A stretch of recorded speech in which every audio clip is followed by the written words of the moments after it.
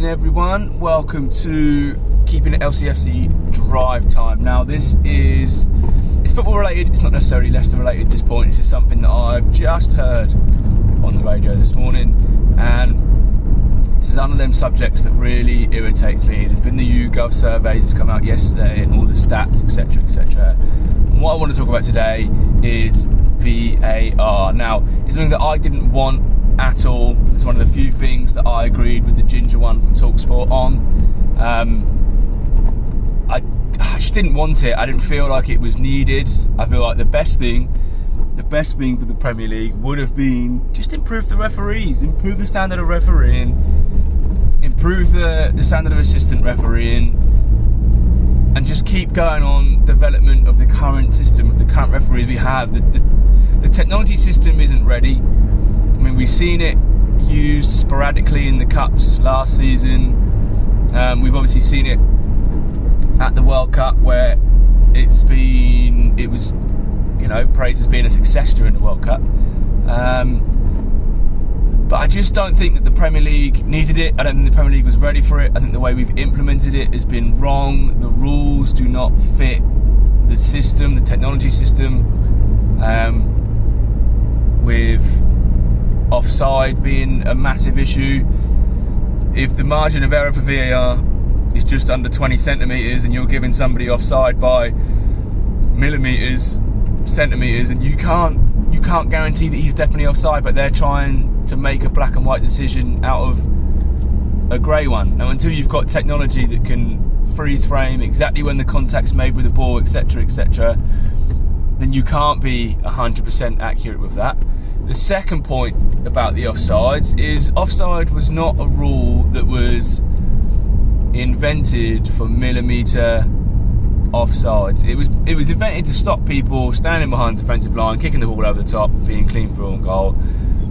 There needs to be, in my opinion, an adaptation to the rule which changes it so that there's a margin of error, a degree of advantage to the attacker, because a toe or an armpit or a knee marginally in front of a defender is not an advantage, and anybody that says it is just deciding that they like VAR and they wanted it, so they're sticking by it. It's an absolute joke. Okay, for me it may be a percentage of the player. There used to be the daylight rule that was in a couple of years ago, maybe 5, 6, 7, maybe even 10 years ago.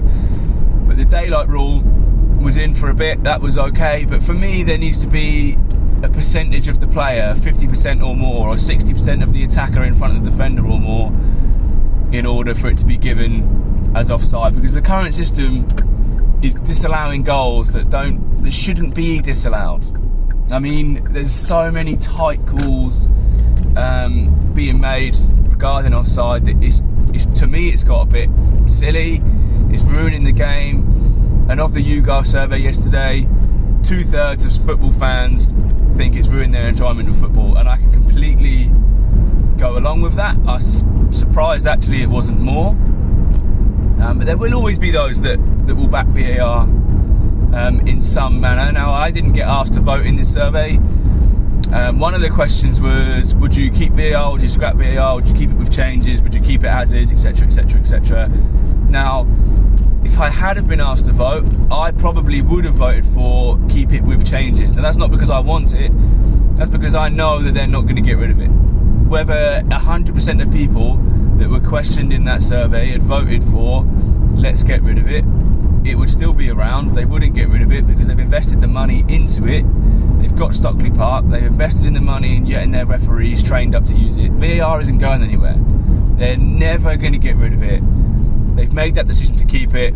They're going to keep forcing it through until it works. Okay? So I probably would have voted for keep it with changes. I think there needs to be, as I said, rule changes made. If you're going to use technology and try and make black and white decisions, then that's fine.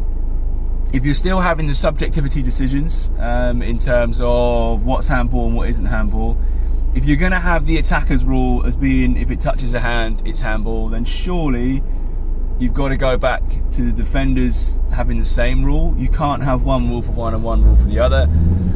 Again, it's not something I agree with, I don't think that every time the ball hits a player's arm or hand it is handball.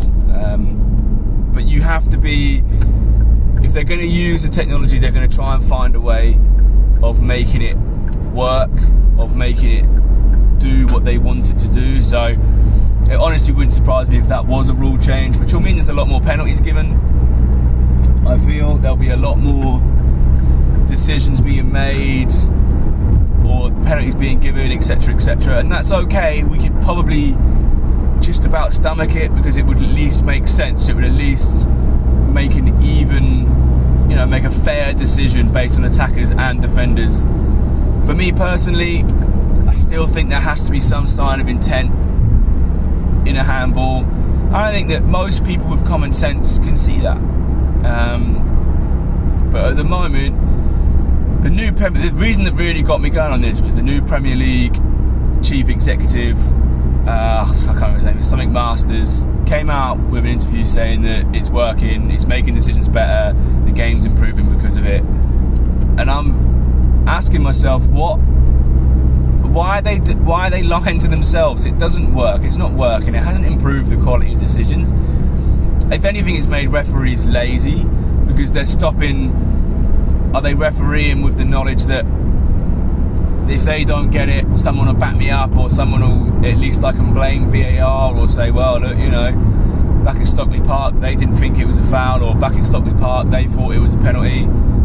Because we're seeing very few overturned. We had nothing overturned, then we had a weekend where everything was overturned, and then we've gone back to hardly anything being changed. The pitch side monitor is still not getting used. Now the pitch side monitor is massive irritation for me, but it has to be down to the referee on the day. You can't, if you're doing any other job and someone just goes, oh, actually mate, you got that wrong and here's why, we think it's this, surely you would want to check for yourself and go, hang on a minute, let me have a look here. I'm the one who's refereeing the game. I accept that all referees are different and all have different leniencies. Some referees will let certain challenges go, and that's okay as well. That's been something that's been going on since football, since the beginning of time, since referees were first used. That's how it works. Everybody has their own viewpoint on how lenient or how strict they are as a referee, how much common sense they implement into it, how much of the letter of the law they decide to go by. And again, that's fine. They're not robots. We're trying to make robots out of referees. But as a general rule, the standard of referee in this country is absolutely shocking. There hasn't been a world-class referee, I don't think, in world football since Pierluigi Collina. He had the respect of players instantly. He made his decisions, and actually, could you argue with, there was a minority you could have gone, I think he's got that wrong, but 9 times out of 10, if Collina called it one way or the other, you agreed with him because he was very, very good at what he did.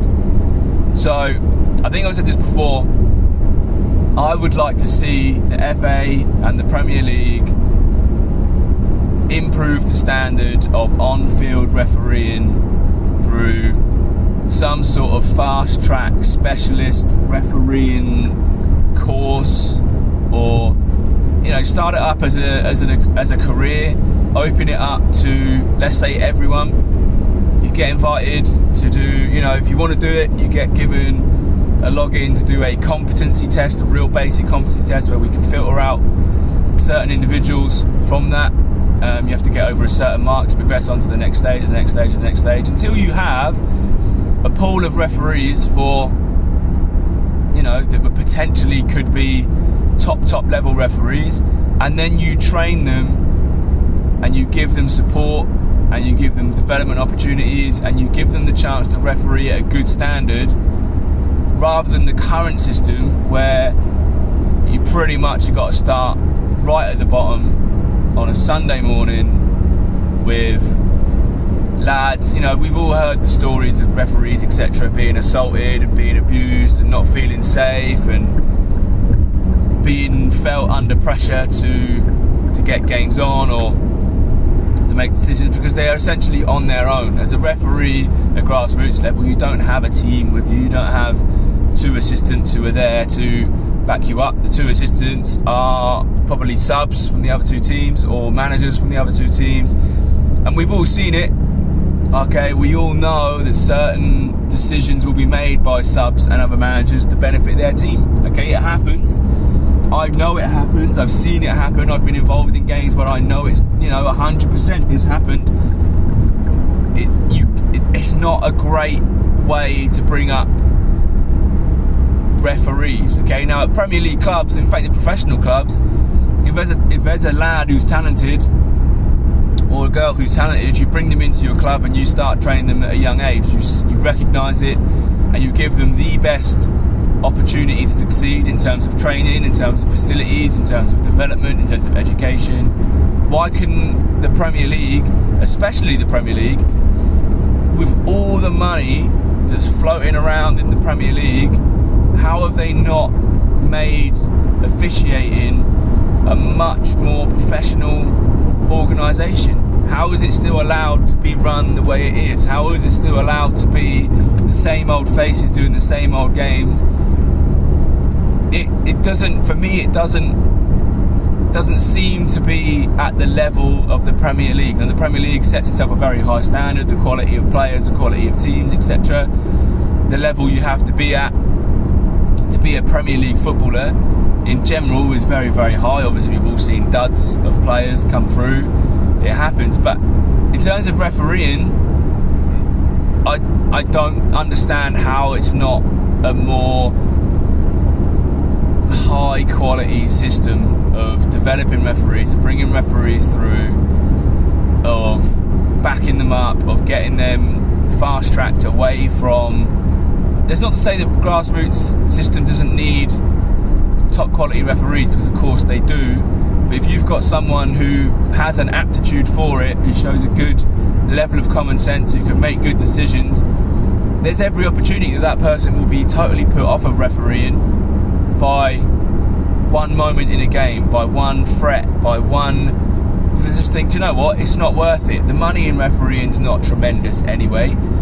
You're taking time out of whatever you're doing. Usually they're either young lads who, are in college or uni and they've got grown men, it's an intimidating environment, or they might be older and they've got families, they're coming away from their families on a weekend, morning or afternoon, to referee a game, essentially to allow a game to be played. And if they're having negative experiences with it, then they're not going to want to carry it on. That doesn't mean there won't be a good referee, but you're going to lose a lot of referees because of that, and then the quality can't come up. So for me, I would love to see the FA, the Premier League, develop a referees academy, if you like, an academy level referee. Now, it doesn't have to be younger referees as such. I think there's some guys in their late 20s and their 30s who could be exceptionally good referees, and make that career change with the right development and the right training.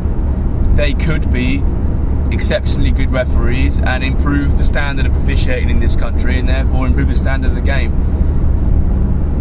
That's where I think the issue lies in this country. Now, we've tried to solve it by saying, do you know what, if we can't fix it with humans, then we'll get technology to do the work for us. Again, that isn't particularly working, because we've still got the same humans who are making the mistakes on the field, making the mistakes on the computer. Okay, we've seen it firsthand as Leicester fans. Lee Mason was the VAR referee in the Carabao Cup. First of all, Mike Dean has missed a handball that he's looking right at. Okay, first issue right there, he's looking right down the barrel of that handball, doesn't give it. Then the earpiece gets touched and we're thinking, okay, fine, they're going to look at it, it's going to come out as a handball, we've all seen it as a handball, that's it, we're going to get a penalty. And again, they're never going to admit this, but in my opinion, they've looked at the wrong replay. By the time the correct replay is looked at, the game has already been, the VAR decision's already been put up on the screen, the game is essentially carrying on. Then that referee who has made that mistake in Stockley Park is awarded the game on Saturday. I wouldn't say he had a particularly bad game on Saturday, but it was going to be a difficult environment for him to come into. And then he is charged right late in the game with a very, very difficult decision of the Antonio Rudiger handball, which I agree with his on-field decision. Okay, now if it was just a case of on-field referee hasn't seen it, fine. I can hold my hands up and say, do you know what? I don't think I'd have probably recognised that, because it's not something you would expect to see, expect to happen. But when you've got the technology to be able to slow it down, when you've got the technology to be able to look at it from loads and loads of different angles, it's so obvious that Rudiger puts his hands behind his back in order to stop the Harvey Barnes pass going across the box. Now, that's the frustration with VAR, because there's no consistency. If that is an attacker and it comes off a hand, and then Harvey Barnes puts it in, that goal is getting disallowed. 100%. The goal would not have stood. But as a defender doing it, it's allowed to happen, because it's not for whatever reason, it's not considered to be an unnatural position or whatever wording they decide to use. But he's deliberately handballed that ball. He's preventing that pass going across the box, which is intentionally denying us a goal scoring opportunity, I guess. And again, VAR, I don't think VAR even looked at it. They didn't even have a look at it as a possibility of a handball. So how can you look at some and not look at others? The whole system's broken. And for the new Premier League chief executive to come out and say that it's okay, that it's working, that it's improving decision making, is it? Is it really doing that? Are we that delusional that we honestly believe that? Have we decided? Are we so headstrong on what we've decided because we've made that decision and we've invested the money in it?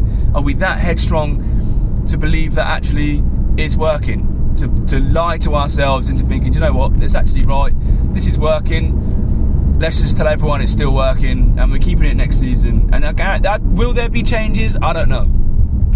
I really, really hope there is, because at the moment it's an absolute mess.